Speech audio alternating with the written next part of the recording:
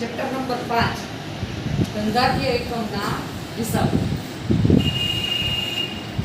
Chapter number 5 શરૂ કરતા પહેલા હું તમને ચેપ્ટર નંબર 1 માં ભાગ 1 ના ચેપ્ટર નંબર 1 માં આપણે જે વસ્તુ શીખ્યા ને તમારી સામે લેવો, જેની અંદર તમે આપણે ક્રમ શીખ્યા કે સૌથી પહેલા આપણે શું કરતા શીખ્યા તો કે વ્યવહારોની ઓળખ કરતા શું કરતા શીખ્યા? વ્યવહારોની ઓળખ. વ્યવહાર શીખ્યા ત્યારબાદનું પછીનું સ્ટેપ તો કે આપણે શું કરતા શીખ્યા? આમ નોંધ. આમ નોંધ થઈ જાય ત્યારબાદ જો આમ નોંધનું સ્વરૂપ મોટું હોય તો આપણે શું કરતા શીખ્યા કે આજ આમ નોંધની શું બનાવી નાખીએ? પેટા નોંધ. પેટા નોંધ એટલે આપણે એની અંદર એની અંડરમાં કેટલા ચેપ્ટર શીખ્યા?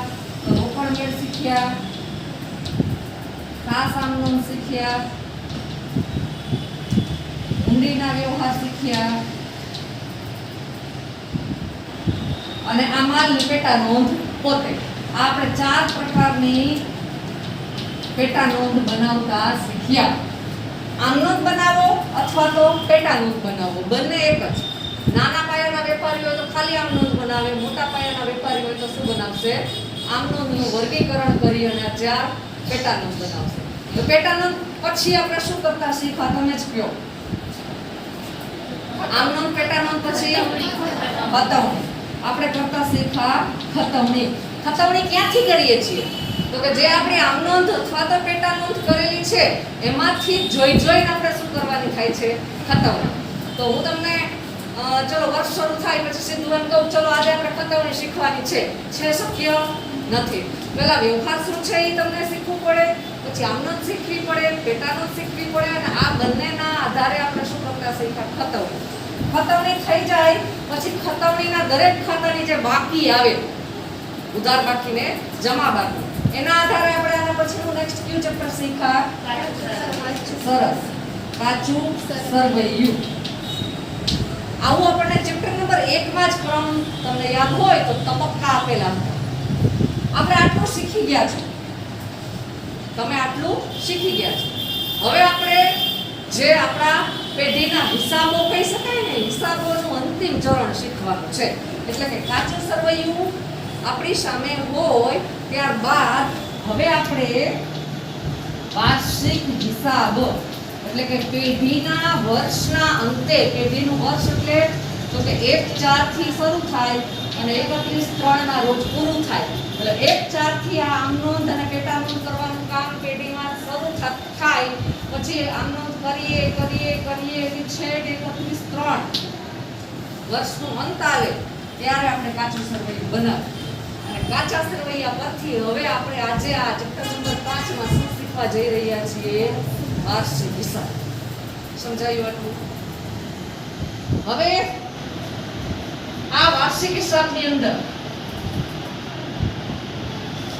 પહેલા આજે હું તમને નમૂનો મૂકું છું તમારી સામે કે વાર્ષિક હિસાબ એટલે તમારે એમાં શું શીખવાનું છે. આજે એક પિરિયડમાં હું ભણાવીશ કે તમે દાખલો કરવા માંડશો એ વાર્ષિક હિસાબ નથી. વાર્ષિક હિસાબની અંદર આપણે 3 ખાતા શીખવાના છે: વેપાર, નફા નુકસાન અને પાકું સરવૈયું. જેની અંદરથી આ બેના નામ તમે સાંભળેલા છે. કયા ચેપ્ટરમાં સાંભળેલા છે? ઘસારા ચેપ્ટરમાં આ બેમાં એવી સૂચના આવતી કે ઘસારાની વાર્ષિક હિસાબમાં અસર આપો ત્યારે આપણે આ 2 ખાતા બનાવતા અને એમાં આપણે અસર આપતા.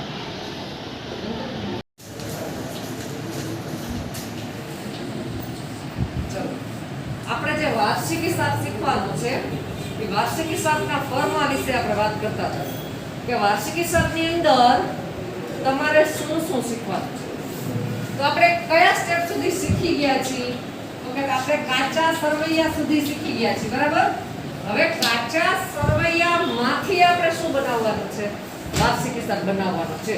કાચું સરવૈયું દાખલામાં રકમ તરીકે તમારી સામે હશે, બરાબર? શું હશે? એક રકમ સ્વરૂપે તમારી સામે હશે.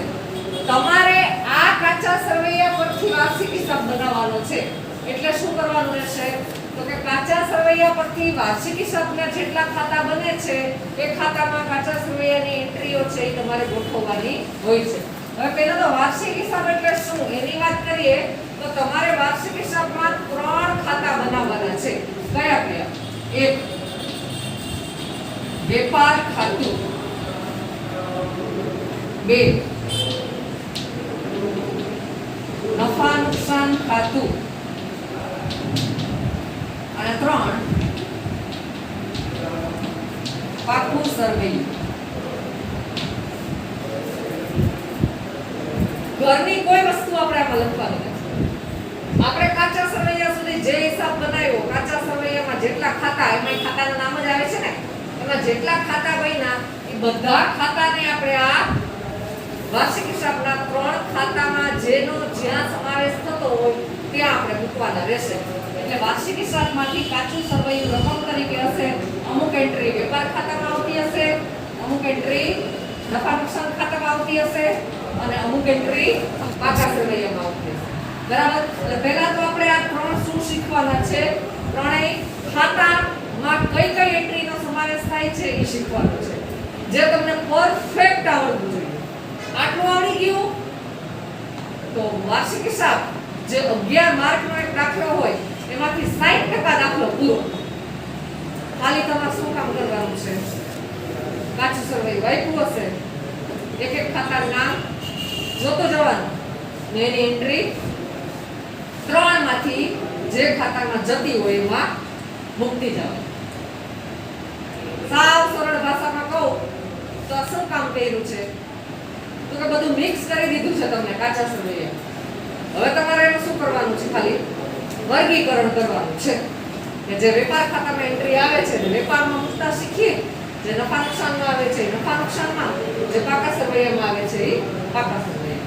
આપણે આટલું કામ કરતા ખાલી શીખવાનું છે. પછી 3 ખાતા બનાવીએ તો વાર્ષિક હિસાબ પૂરો નહીં.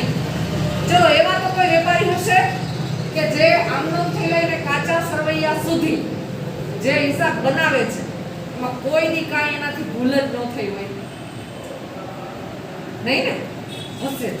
એવો પ્રશ્ન તો થશે જ કે વેપારી કાચા સરવૈયા સુધીની એન્ટ્રી કરી નાખે, કાચું સરવૈયું બનાવી નાખે, પછી પાછળથી અમુક વસ્તુની ખબર પડે કે હવે ખરીદી નોંધવાની ભૂલાઈ ગઈ છે, મજૂરી તો કઈ ચૂકવવાની બાકી રહી ગઈ છે, આખો સ્ટોક નોંધવાનો રહી ગયો છે. એનો મતલબ શું? કે જેની એન્ટ્રી આમનોમથી થવાની હતી એ થઈ નથી. તો એ વસ્તુને આપણે વધારાની માહિતી તરીકે ઓળખશું કે આખું વર્ષ પૂરું થઈ ગયા પછી જેની જાણકારી આપણને મળે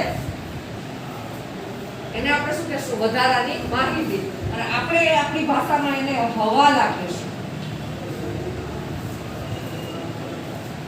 આ હવાલા વધારાની માહિતી કે જેની હિસાબોમાં નોંધ થઈ નથી, તો એની શું કરશું? આપણે હિસાબોમાં નોંધ કરશું. તો હવે કઈ આપણે આપનોંધનો ચોપડો ખોલી પહેલેથી પાછા આપનોંધમાં, ખતમણીમાં, કાચા સરવૈયામાં બધે ચેક કરશું નહીં. આ જે હવાલા છે એની આ 3 માંથી જે ખાતામાં અસર થતી હોય એ આપણે સીધી આપશું. પણ આપણે સીધી અસર આપીએ છીએ એટલે કેટલી અસર આપવી પડે? 2. શું કામ? તો આપણે કઈ પદ્ધતિએ નામું શીખીએ છીએ? દ્વિનોંધી નામા પદ્ધતિથી જ આપણે નામું શીખીએ છીએ. એટલે જો કોઈ વ્યવહાર ઊભો થયો તો એની સૌપ્રથમ 2 નોંધ તો થાય જ. વધારાની માહિતી એટલે શું? તો કે આપણે આની પહેલા જે તબક્કાની વાત કરી હતી આમનોમથી લઈને કાચા સરવૈયા, એમાં ક્યાંય પણ આની નોંધ થઈ નથી. જો કરી હોત તો આપણે આપનોંધમાં એની 2 અસર આપત ને. નથી કરી તો આપણે આ વાર્ષિક હિસાબના 3 ખાતાની અંદર ડાયરેક્ટ એની 2 અસર આપશું. એટલે કાચા સરવૈયાની એન્ટ્રી જે ગોઠવીએ એની એક જ અસર થશે. બરાબર? કોઈ પણ એક જ ખાતામાં આવશે, એક જ બાજુ.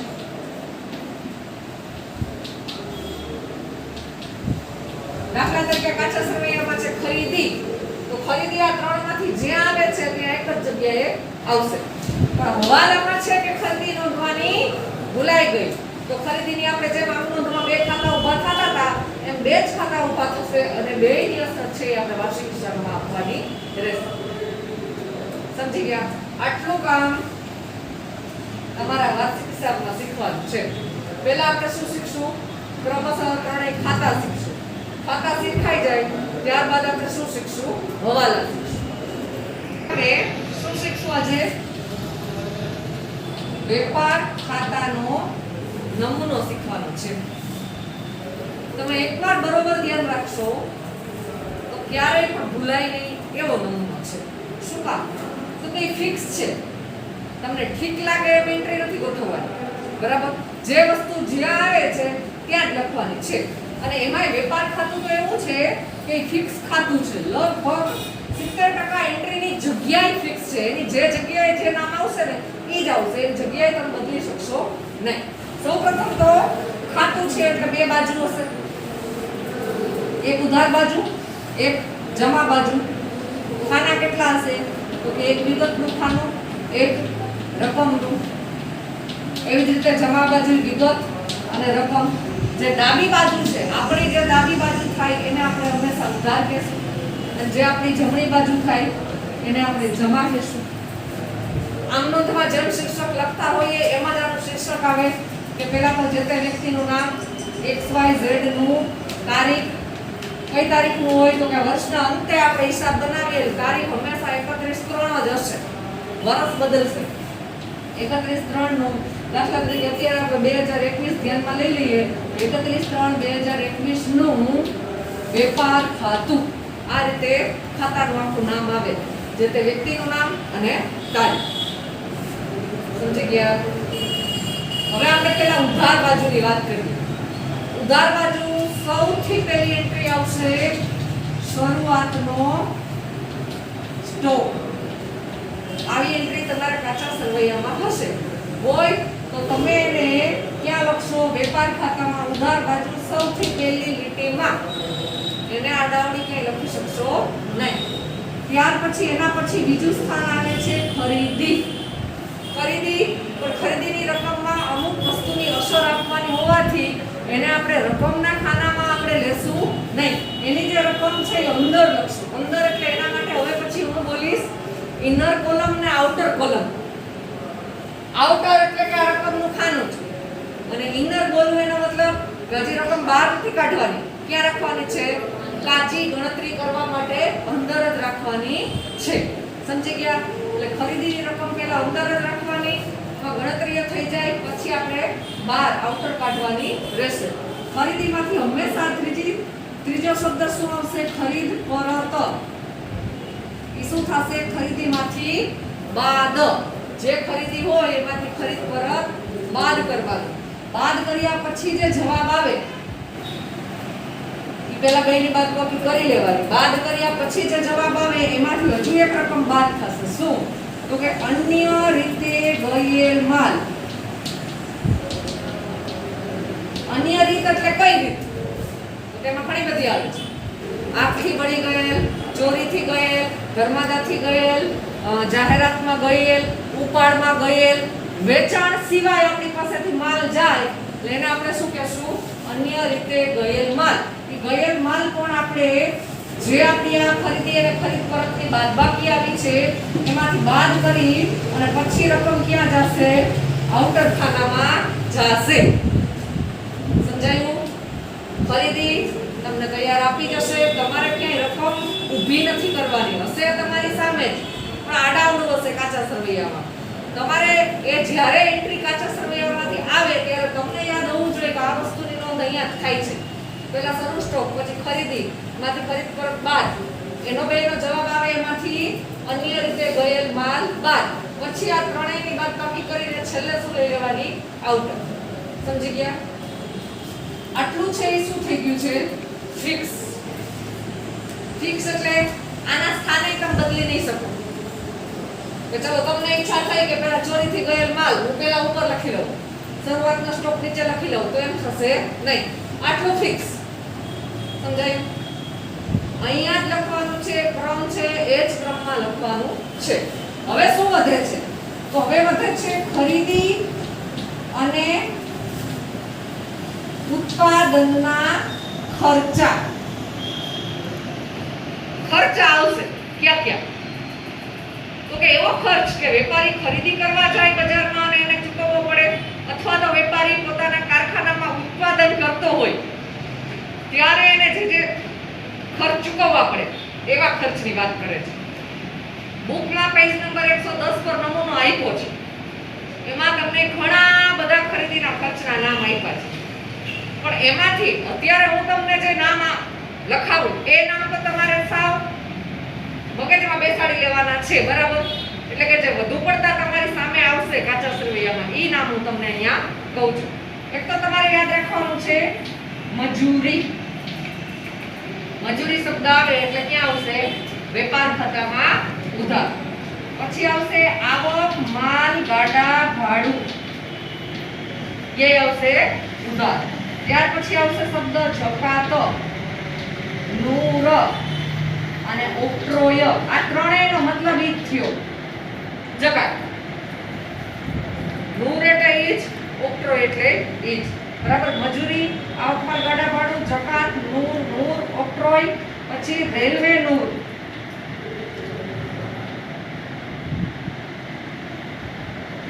બસ આટલા નામ તમારે ખાસ યાદ રાખવાના છે. આ કયા ખર્ચા છે? ખરીદીના અથવા તો ઉત્પાદન. આ સિવાય હજુ બુકમાં કેટલા નામ આપ્યા છે? ઉધાર બાજુ આખી લાઈન આપી છે તમને પેજ નંબર 110 પર. એ બધા તમારે યાદ તો રાખવાના જ છે, પણ મેં નામ લખ્યા એ ક્યાં છે? તો કે વધુ પડતા આવશે એ નામ છે. એટલે આટલા નામ આવે એટલે ભૂલ થવી જોઈએ નહીં. બધા ક્યાં આવશે? વેપાર ખાતે ઉધાર.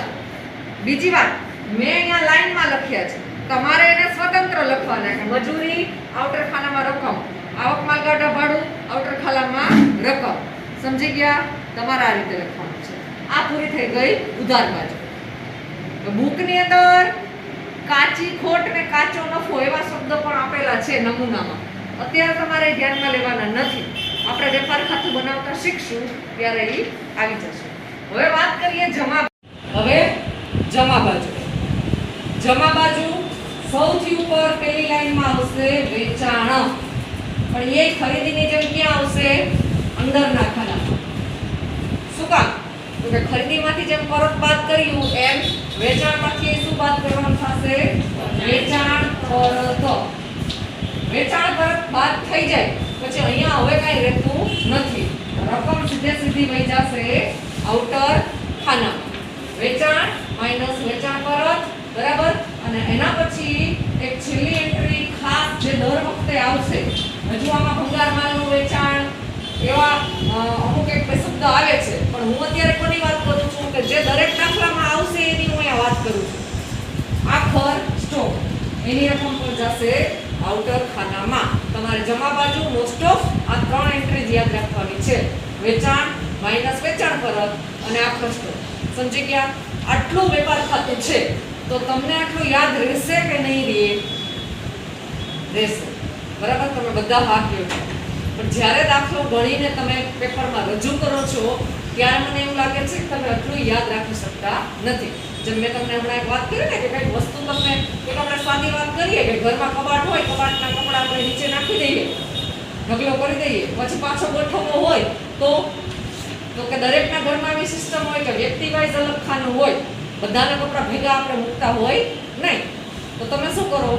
તો કે મમ્મીના અલગ, પપ્પાના અલગ, ભાઈના અલગ, બેનના અલગ, એમ અલગ પાડીને ગોઠવો ને. આ એ જ થયું.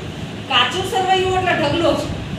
કાચા સરવૈયામાંથી એન્ટ્રી ઉપાડીને જે ખાતામાં જે બાજુ જાય છે ત્યાં તમારે ગોઠવવાની છે. એટલું સહેલું છે, છતાં ઘણા વિદ્યાર્થીની બહેનો ગોટાળા કરે છે. કેવા? તો કે મેં તમને ઉદાહરણ આપ્યું કપડાનું. એમાં કદાચ હું એમ કહું કે તમે નીચેથી કપડું ઉપાડીને સીધું કબાટમાં ઘા કરો, અહીંથી ઊભા જે ખાનામાં ગોઠવાઈ જાય એ ખાનું. ચાલે? ન ચાલે ને. તમે દાખલો ઘણીવાર તમે મીન્સ ભૂતકાળના વિદ્યાર્થીઓ આવા દાખલા ગણેલા છે. કેવા ગણે? કઈ મગજમાં રાખે નહીં. સરુનો સ્ટોક આવ્યો, જે ખાતામાં જે બાજુ ઠીક પડે એમ ખરીદી તો કે એમ કરે. આટલી સામાન્ય વસ્તુ છે, જો એટલું યાદ ન રહે બેનો તો બીજું તો કંઈ યાદ રહેશે નહીં એમ કહી શકાય. એટલે હવે આ વેપાર ખાતાનો નમૂનો છે. આમાં કઈ પ્રશ્ન હોય તો બોલો. હજી બુકમાં તમને અહીંયા કાચો નફો શબ્દ જોવા મળશે ઉધાર બાજુ, જમા બાજુ કાચી ખોટ જોવા મળશે. એ શું છે? તો તો કે તમે દાખલો ગણતા શીખી જાઓ, ખાતું બની જાય, પછી ખાતું બંધ કરીએ ને ત્યારે એનો જવાબ છે. જેમ રોકડ મેળ બંધ કરતા તો બાકી આગળ લાવ્યા ને લઈ ગયા આવતી ને, એમ ઈ આ ખાતાનો જવાબ છે. એ ખાતું બંધ કરશું ત્યારે શીખશું. તો અહીંયા વેપાર ખાતું પૂરું થાય છે. બરાબર. તમારે આટલો તો નમૂનો ગોખી જ નાખવાનો છે, પણ આવતીકાલે પેજ નંબર 110 છે ઈ એઝ ઇટ ઇઝ ખાતું કાલે તમારે 5 વાર લખીને આવવાનું છે. એકવાર પાકી બુકમાં, 4 વાર રફ બુક. બરાબર. અને આવતીકાલે આવી અને નમૂનો આ નહીં, બુકનો નમૂનો છે એ અહીંયા ક્લાસમાં મોઢે લખવાનો રહેશે. આમાં કાંઈ પ્રશ્ન હોય હજી તો પૂછી લે.